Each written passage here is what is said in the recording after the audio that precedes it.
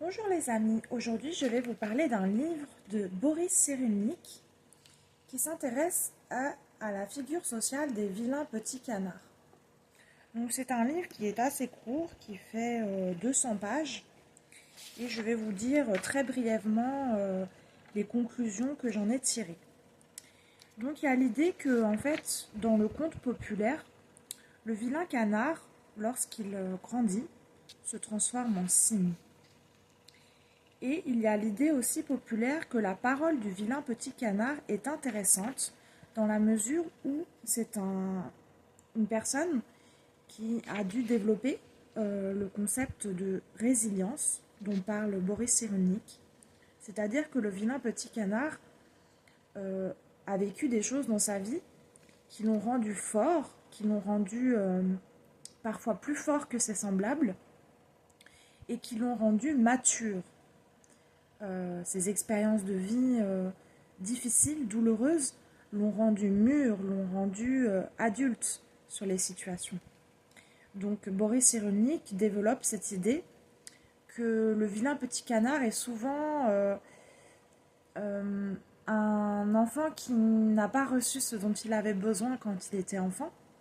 Il a pu grandir dans un contexte social difficile, parfois avec des parents négligents, parfois avec des désavantages sociaux, etc.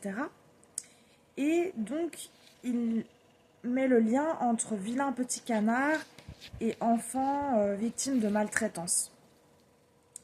Et souvent, Boris Cyrulnik, qui a une approche assez psychanalytique de la question, dit que l'enfant qui a eu un attachement secure, il va grandir de manière saine. Il va voir dans son environnement des opportunités et non des menaces. En revanche, l'enfant qui s'attache de manière dysfonctionnelle, eh bien c'est l'inverse. Il va voir dans chaque opportunité sociale des menaces, des choses qui lui font peur et des choses qui pourraient le détruire potentiellement. Donc si c'est un attachement insecure, eh bien on devient éclopé et ces éclopés peuvent donner des leçons de vie mais restent dans un état de fragilité sociale.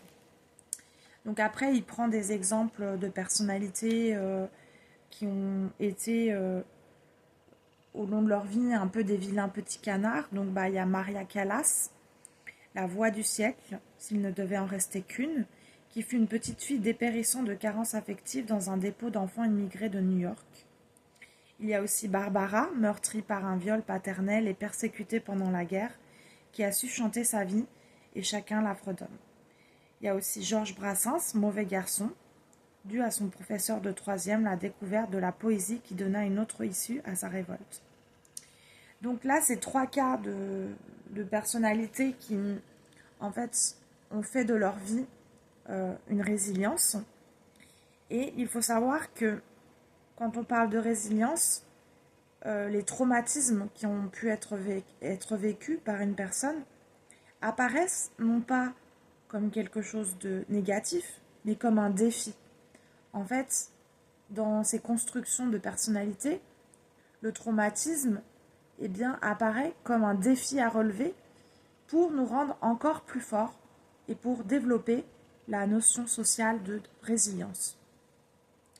Donc, les êtres sont des tempéraments, explique Boris Cyrulnik. Donc là, il développe toute l'idée de qu'est-ce qu'un tempérament. Donc le tempérament, c'est en fonction de notre contexte social et de notre éducation et a une origine biologique et il évolue en fonction du contexte social. Pour explorer le monde, il faut rompre avec notre mère. Donc Boris Cyrulnik fait toute une étude de la psychologie de l'enfant, la psychologie du nouveau-né.